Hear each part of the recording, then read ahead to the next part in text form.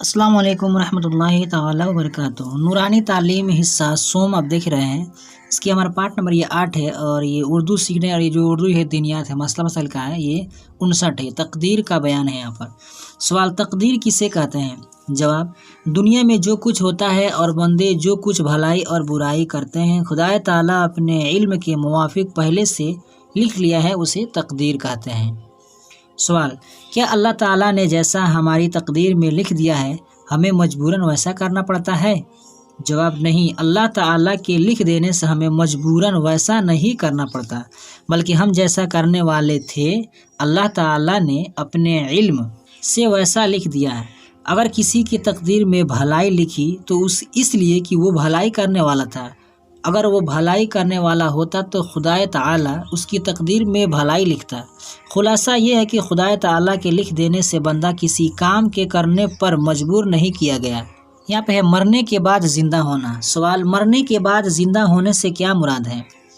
जवाब, क़यामत के दिन जब ज़मीन, आसमान, इंसान और फरिश्ते वगैरह सब फना हो जाएंगे, फिर खुदा ताला जब चाहेगा तो हज़रत इसराफिल अलैहिस्सलाम को ज़िंदा फरमाएगा। वो दोबारा सूर फूकेंगे तो सब चीज़ें मौजूद हो जाएंगी, फरिश्ते और आदमी वगैरह सब ज़िंदा हो जाएंगे।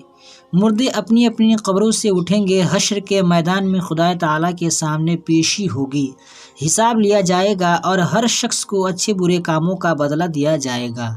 यानी अच्छे लोगों को जन्नत मिलेगी और बुरों को जहन्नम में भेज दिया जाएगा।